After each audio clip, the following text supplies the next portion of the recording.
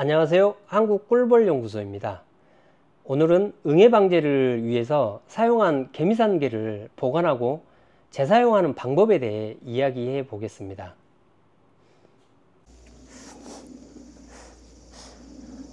자, 오늘 이거 하는 방법이 좀 어렵다고 하시는 분이 계셔가지고 다시 한번 좀 설명을 드릴게요. 저희가 오늘 만들 양은 총 20리터예요. 개미산개를 20리터를 만들 예정이고, 좀 물을 한 50도 정도로 만들었어요. 그리고 저희가 오늘 사용할 겔 형성제는 잔탄검입니다. 이 잔탄검을 사용할 예정이고, 잔탄검은 1%를 사용하거든요. 총 20리터이기 때문에 20리터에 1%면 200g. 예, 그래서 잔탄검 200g을 이 한 컵에 지금 100g이에요. 그래서 2컵을 넣을 겁니다. 자, 물 온도는 지금 한 50도 정도 되거든요. 그래서 이렇게 살살살살 이렇게 일부를 한 번에 다 넣지 마시고 일부만 넣으십시오. 처음엔 약하게 돌려주는 겁니다. 이렇게 약하게 돌리면서 좀 뭉치는 경향이 좀 있고 그래가지고 서서히 이런 식으로 돌리면서 잔탄검의 양을 늘려주면 될 것 같습니다.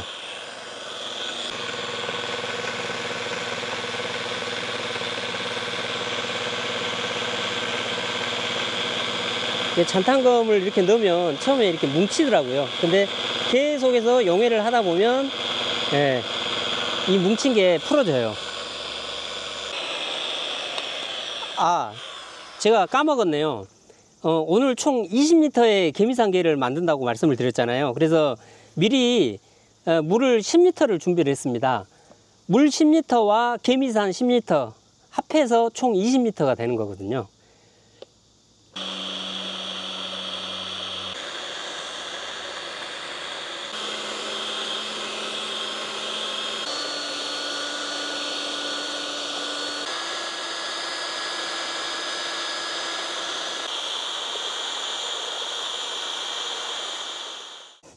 자, 이렇게 중간중간에 이렇게 알갱이가 있긴 해요. 근데 이게 시간이 지나면 이 알갱이가 또 녹는다고 하긴 합니다. 지금 이거 냄새는 우리 벽지 바를 때 쓰는 풀 있잖아요.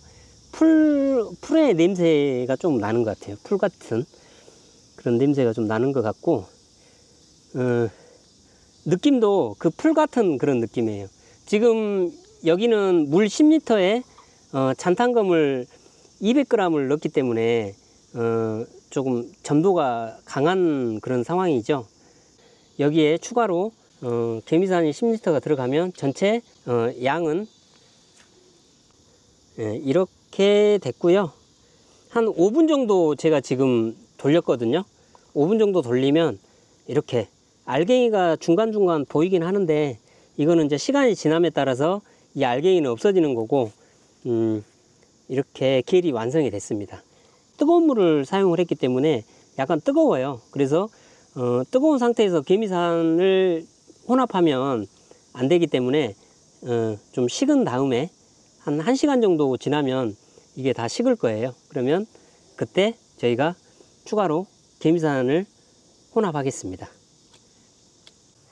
자, 이제 한 1시간 정도가 지나서 거의 다 식었어요. 그래서 지금 만들어 놓은 겔과 이쪽에 있는 개미산을 두 개를 다시 혼합하도록 하겠습니다. 물 10리터로 만들어 놓은 겔이고 개미산 10리터입니다. 날씨가 덥지만 방독면을 착용을 하겠습니다.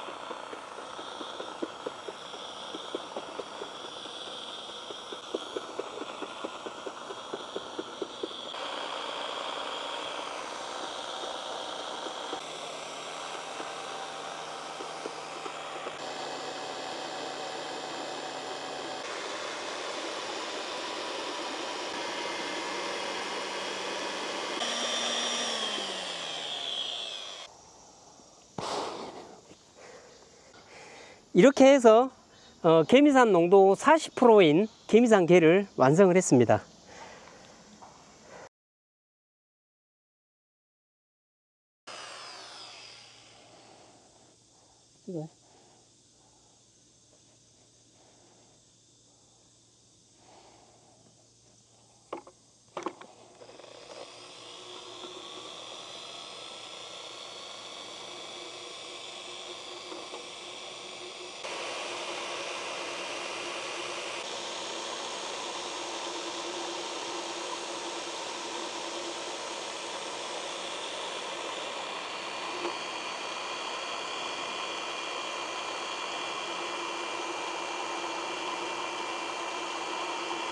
지난 영상에서 말씀드린 것처럼 개미산겔은 안정적인 휘산 속도로 꿀벌들에게 지속적인 방제 효과를 제공할 수 있는데요. 그렇게 좋은 개미산겔이지만 이걸 사용하면서 몇 가지 불편한 점이 있었습니다. 첫째로 양 조절에 대한 부분입니다. 개미산겔이 부족할까 봐서 필요량보다 넉넉하게 만들게 되는데, 그러다 보니 사용한 후에는 남는 양이 발생해 버리는 경우가 많았습니다. 반대로 필요량보다 부족한 경우에 더 만들자니 번거롭고 하다 보니 그냥 또 처리를 못한 벌통이 존재하기도 하고요. 둘째, 매번 개미산겔을 만들 때마다 제조하는 과정이 번거롭고 시간이 걸렸습니다. 이런 불편함을 해결하기 위해서 오늘은 남은 개미산겔을 효율적으로 보관하는 방법과 더불어서 한 번에 대량으로 만들어 놓고 필요할 때마다 간편하게 재사용할 수 있는 방법을 소개해 드리려고 합니다. 이 과정에서 여러 가지 보관 방법을 비교해 본 결과 최종적으로 김치 밀폐 용기를 사용하는 것이 가장 효율적인 선택이라는 결론을 내렸습니다. 자, 지금부터 설명드리겠습니다. 벌을 키우면서 응애 방제를 위해서 개미산겔을 만드는 일은 손이 많이 가고 반복적인 과정이 번거로울 수 있습니다. 겔 형성제와 물을 섞어서 겔을 만든 후에 개미산을 다시 첨가하는 작업을 매번 반복하기보다는 한 번에 대량으로 만들어 두고 필요할 때마다 쉽게 꺼내 쓸 수 있는 방법이 더 효율적일 것입니다. 그래서 저는 대량 보관이 가능한 적절한 용기를 찾는 것이 중요했습니다. 우리가 밀폐 용기를 사용하는 경우는 보통 반찬 등을 보관할 때 많이 사용하시죠. 반찬 보관용 사이즈의 밀폐 용기로는 개미산겔을 보관하기에는 아무래도 적합하지가 않습니다. 최근에 다이소에서 적당한 밀폐 용기를 살펴보던 중에 큰 용량의 김치 보관 밀폐 용기를 발견했습니다. 이 용기는 김치와 같은 발효식품을 장기간 보관할 수 있도록 설계되어 있어서 밀폐력이 좋습니다. 또한 대량의 개미산겔을 한 번에 보관할 수 있는 16리터의 충분한 용량을 가지고 있어서 대량 제작 후에 장기 보관에 매우 적합했습니다. 20리터를 제작해 놓으면 5리터는 제작 시에 바로 사용을 하고 남은 15리터로 앞으로 3회 정도는 편하게 개미산겔 처리를 할 수 있을 것으로 예상되었습니다. 그래서 제가 검토해 본 결과 김치통과 같은 밀폐 용기에 개미산겔을 보관하는 것이 꽤나 좋은 선택일 수 있겠더라고요. 몇 가지 중요한 요소들을 고려해 봤습니다. 먼저 김치통은 폴리프로필렌 그리고 고밀도 폴리에틸렌 이와 같은 내화학성이 뛰어난 소재로 만들어집니다. 이 소재들은 산성 환경에서도 비교적 안정적이어서 개미산겔을 보관하는 데 적합합니다. 그리고 김치통 뚜껑에 사용되는 실리콘 고무 패킹도 내화학성이 높아서 개미산과 직접적으로 반응할 가능성은 거의 없는 것 같더라고요. 다만 장기간 보관을 할 경우에 고무 패킹이 경화되거나 또 변색할 가능성이 있어서 주기적으로 상태를 점검하는 것이 좋을 것 같습니다. 또한 개미산은 휘발성이 높은 물질인데 김치통은 원래 발효 과정에서 발생하는 가스를 차단하기 위해 설계된 만큼 개미산겔의 휘발성을 막는데도 효과적일 수 있습니다. 하지만 장기 보관 시에 조금 전 언급했던 고무 패킹이 느슨해져서 밀폐력이 떨어질 수 있기 때문에 이 또한 주기적으로 밀폐 상태를 확인해 주셔야 합니다.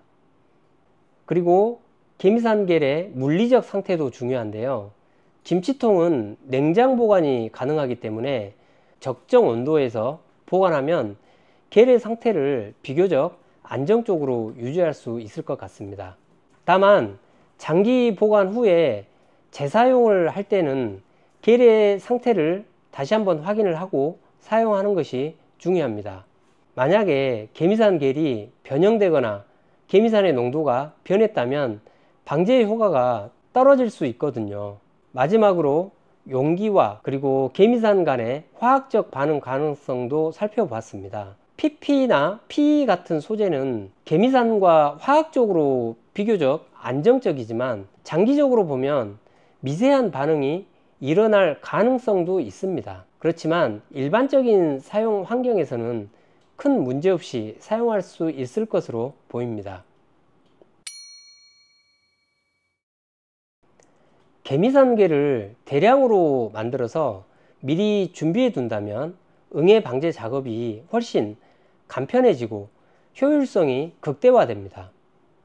준비된 개미산겔을 용기에 담아서 볼통 내에 간단히 배치하는 것만으로 응애 방제가 가능해지기 때문입니다. 그리고 복잡한 작업 없이 빠르게 처리할 수 있겠죠. 이는 상업용 겔 제품을 사용한 경험이 있는 분이라면 더욱 공감하실 것 같습니다. 상업용 겔 제품과 유사한 방식으로 간편하게 개미산겔을 적용할 수 있다는 점에서 매우 효율적입니다. 뿐만 아니라 대량으로 만들어서 보관해 둔 겔을 사용하면 농도의 일관성을 지속적으로 유지할 수 있겠죠. 이렇게 일관된 처리는 벌의 건강을 유지하고 응애로 인한 피해를 최소화하는 데 중요한 역할을 할 것으로 기대합니다. 저희가 오늘 사용할 양은 한 5리터 정도만 사용을 할 거고 나머지 15리터는 이 밀폐 용기에 보관을 할 예정입니다. 그래서 나중에 또 만드는 번거로움을 줄이기 위해서 오늘 양을 좀 넉넉하게 만들었습니다. 또 남으면 여기다 또 다시 채워 놓을 수도 있고 그렇기 때문에 일단 소분을 좀 해 보겠습니다.